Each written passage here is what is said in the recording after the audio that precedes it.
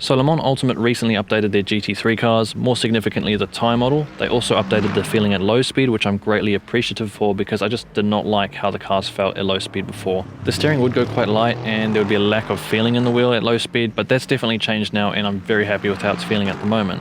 What I'd like to talk about in this video is about how different the tyres are now compared to before. When Le Mans Ultimate first came out, and for a good while, the tyres were quite slidey. You could abuse the slip angle and gain a lot of lap time by forcing the car into a bit of a slide. And in the last update in Le Mans Ultimate, they improved it. They made a step forward, but you could still get away with a bit of sliding, and it just wasn't quite there. However, in this update, they've made quite a significant improvement, and the tolerance for sliding is a lot less now. So what I'm going to show you now is just a comparison between some footage from about 5 months ago. So that was before the last update on the more original tyre model. So I found a really quick hot lap from about 5 months ago on the Hymo Hot Laps YouTube channel. They're driving the BMW GT3 car in this case.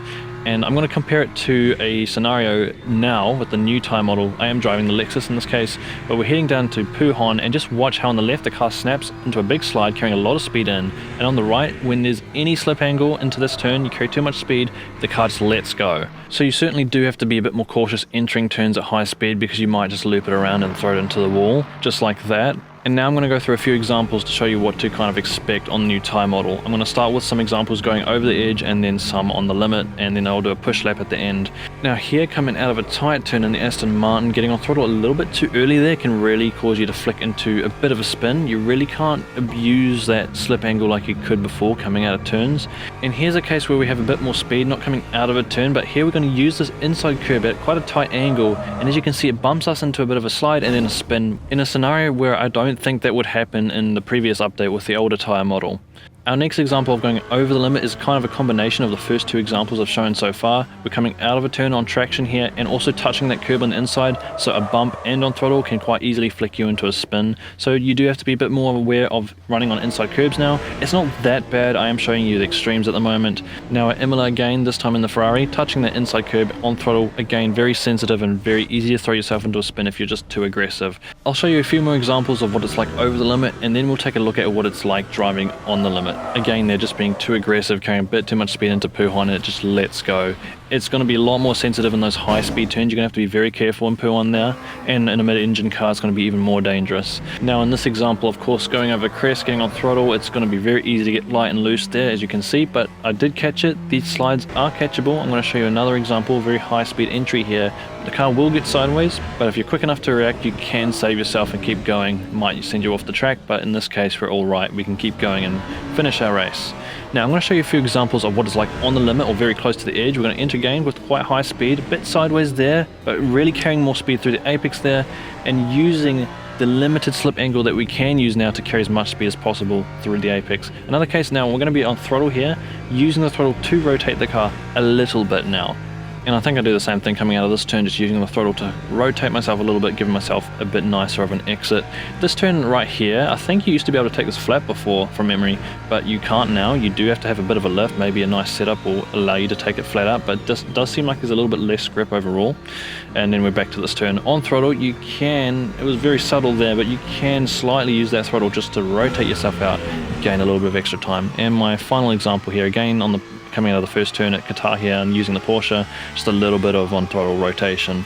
Okay, I'm going to go through a push lap this time around so I can show you what it's like to drive a decent lap on the new tyres. Now of course this lap isn't going to be anything super special, but I was leaning on the tyres and in a few cases trying to just make the most of these new tyres to find where the edge is and get a good amount of lap time out of it. I'd personally say that this tyre model now is a great improvement over the previous tyre models, and I'm really happy with how it drives right now actually. I do find myself actually enjoying the sim a bit more so because of the added feeling at low speed now, because that was one of my biggest gripes of Le Mans Ultimate before. Just did not like that feeling. It just felt slidey, lack of information, unpredictable at low speed.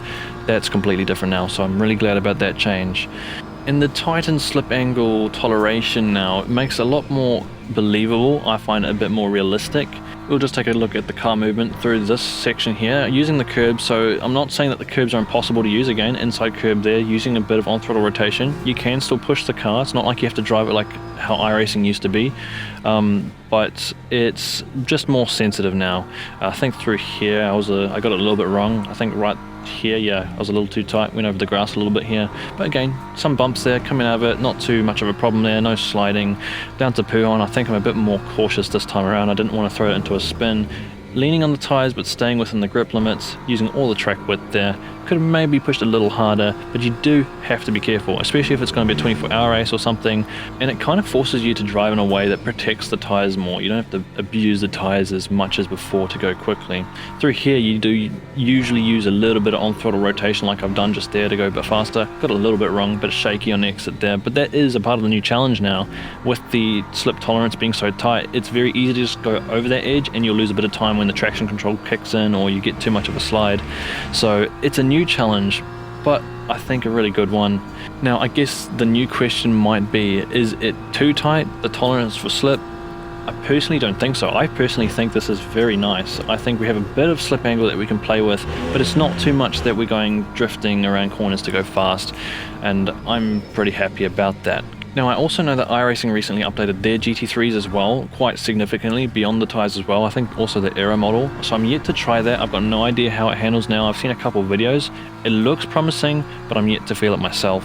So I won't make any comments on that right now, but what I might compare it to is AC Evo, which I've gone into AC Evo thinking very positively about how it drives. I thought the behavior of the AC Evo tyres felt very natural and I just really enjoyed it. Now I think the best way of explaining the difference in feeling between the Le Mans Ultimate tyres right now and the AC Evo tyres, and just a quick point that we don't have any matching cars between the two sims yet, so it's hard to make a direct comparison until maybe later in the month when we get the BMW GT3. But anyway, from what I felt so far, the tyres in AC Evo feel like there's a much more, a smoother transition between understeer and oversteer. The transition between the different states of grip is a bit smoother than Le Mans Ultimate, which feels, I think, more snappy. Like when you come out of a turn, you get on throttle, you're in understeer or maybe neutral steer, and then you transition to oversteer. The car is a lot more aggressive and wants to flick into an oversteer. That's what I feel the difference is compared to AC Evo at the moment. I'll leave it to you guys to decide which one feels better at the moment, but to be honest, I feel like we're in a good space in terms of driving physics in sims at the moment between the two sims. I haven't tried iRacing yet, but I'm looking forward to trying it. Anyway, those are my current thoughts and examples on the new tyres in Le Mans Ultimate. I'm excited to see what comes next, and I think that's it for now. Thank you all for watching, and I'll see you again next time.